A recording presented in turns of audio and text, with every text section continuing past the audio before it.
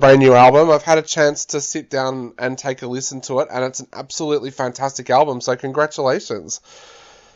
Thank you very much, man. I'm just so happy to finally get it out. So, how does it feel 30 years into the band, 10 albums? How does that make you feel? That must make you feel pretty proud when you look back over what you guys have achieved. Definitely. I mean, we've definitely achieved a lot. We've left a lot of, we have a big body of music, records, and it feels great that, we were able to get 10 records out. You know what I mean? Even though 2 of them are without me, we still managed to get 10 records out, and I plan on putting out a few more records as well before this band is done. Definitely. Now, there was a lot going on behind the scenes, and of course a pandemic as well, right in the middle of all of this. So how difficult was it to actually work on this album and get it out there? It was very difficult. We actually had completed a version of the album before the pandemic, but then everything came to a halt because we were in a legal dispute over the trademark name, so we couldn't use the name for 4.5, 5 years, maybe more. So, and because of the pandemic, we couldn't even go into court. We had to do everything online, which was crazy. Yeah. How frustrating is that for you from a creative point of view when you've got an album ready to go, but you just don't know what the future is going to look like for the band? That must have been something that was really, really awful because it was completely out of your control in a sense. Yeah, it was definitely out of our control, or out of my control, especially when I had to deal with my stuff. But as far as the name, I was prepared to change the name and move on, but the record company wanted me to hold out and to see what the outcome was going to be in the legal proceedings, even though it took years, because they still wanted the record to be called Fear Factory. But so I was like, let's just get it out, change the name, get it out, and if we get past this, we'll just do another record. You know what I mean? But they wanted this record to be called Fear Factory, and so they pretty much put their foot down, and we just pretty much waited until we were able to use the trademark. So tell us a little bit about the writing of this album. Was this album being written when all of this was going on, or was all of this written prior to all of that? No, it was written after. Well, it's different stages, right? The record was written in end of 2016, going into 2017, and it was completed in 2017. So it was just right during all this going on. But it wasn't until 2020 that I was able to regain the name and to move forward with this record. Yeah. So did you put some of the frustration of what was going on actually into the album? Like, is some of the aggression that's there this time around from what was going on? 100%. I mean, our feelings come across on this record. Our emotions, whatever we were feeling at that time, was definitely coming out on this record. That's something to say about every record. For me, I always have that kind of aggressive attitude towards writing riffs. It's about tension and release.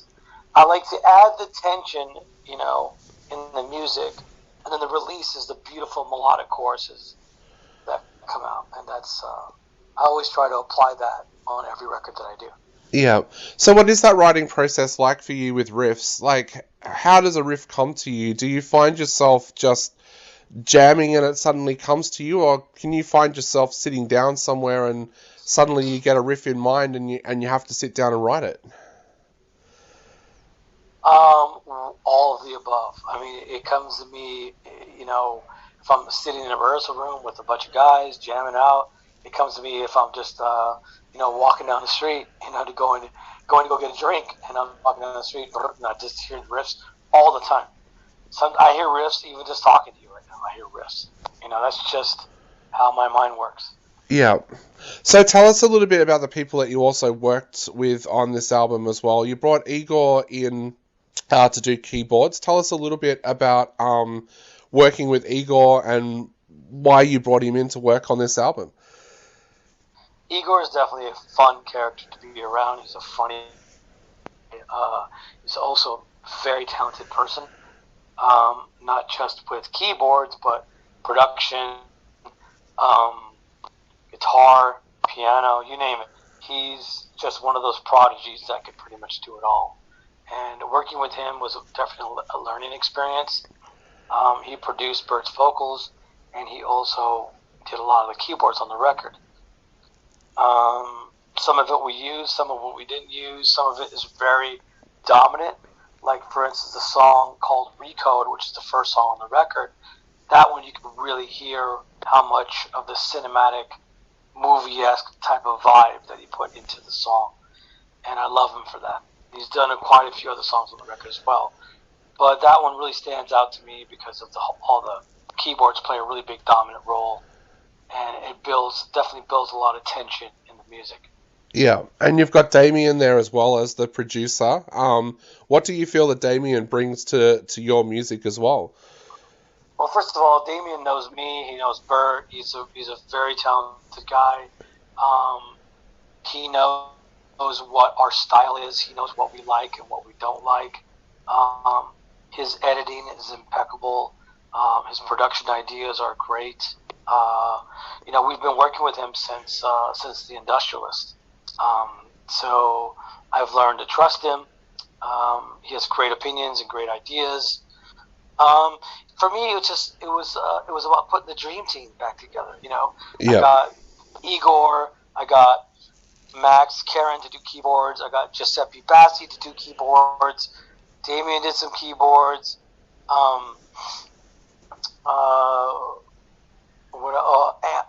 Andy Sneap to mix the album. We got. To me, I felt we got the dream team together, and that's what it took to make this record even great. And you've also got some of those guys that I mentioned. Some of those guys that I mentioned played on Genexus, and of course, we were able to get Reese Fulber back on the album, even though he had a little bit of time. We were able to get him on a song or two on the record, and so that I wanted to include Reese because he has been almost on every record. Yeah, that was actually my next question was about Reese because he is one of my favorite musicians of all time. What is he like to work with, even just to bring him in to work on 2 tracks this time around? When I met Reese back in 1992, we pretty much had a big connection because he was a fan of some metal music, and I was a fan of a lot of electronic music. I was a fan of his band. I liked a lot of the stuff that he did. So we talking when we first met because we were going to collab on the Fear is the Mind Killer remix back in 1992. Yep. We just had a connection, and he really understood the band, and obviously it shows on those remixes, and it really shows on D Manufacture. He was basically the 5th member of Fear Factory. Yeah. And him and Greg Greeley and myself mixed D Manufacture. Obsolete. Greg Greeley were the producers of Obsolete. Great album. He also produced. Reese Fulber also produced Stitch Immortal with Mike Plotnikoff mixing. And then I believe he played a little bit on Archetype, but he definitely was not on Transgression. And then when I did Mechanize It, wanted to bring him back on as a producer for the album,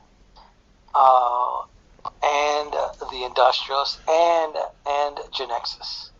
Yeah. But when it came around to doing this new record, we were really short on funds, and Bert wanted to take a different direction, and that was the direction that we went into. So by the time 2020 came around, when I was able to gain the rights back to the record, I wanted to definitely add those improvements that I felt were missing on the 2017 version of the record. Yeah. So bringing everything that I just mentioned definitely helped add to the dynamics and the nuances of this record. Yeah. Being short of funds, how did that affect how you went around recording this album? Like, did it change anything dramatically that you would have normally done in the past? Say the first part of the question again. Sorry, being short of funds for this album, how did that change how you went about actually recording the album? Did it change things from how you would have done things in the past? Yeah, I've never done a GoFundMe campaign. This is our first time that I've ever done that, or the band's ever done that. We had already depleted all our resources from financial resources from Nuclear Blast Records. They were just not going to give us any more money because I've already used all the money they've already given us. But they did give me permission to add improvements to the record if I could pull it off. And thank God to the fans donating to the GoFundMe campaign, we were able to pull it off.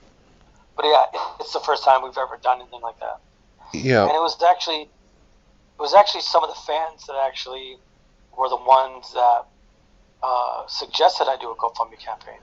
Things didn't take a turn, and people weren't questioning it until Burton slagged off the campaign by calling it a scam, and he brought a lot of negative attention to it, and that's why people today are still asking me about the campaign, because there was a lot of drama surrounding it.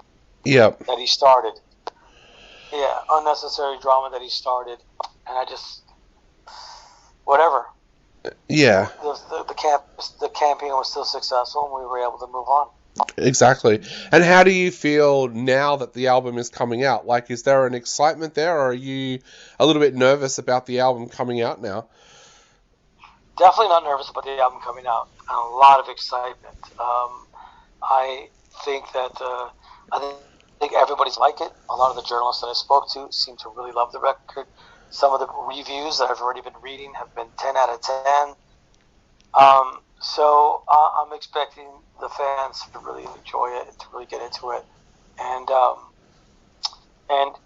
I hope they really get to read the story of how it got here, because it is a unique and different type of story of how this record was made, and just through all the hardships and the sacrifices that myself and other members of the band made just for it to get here.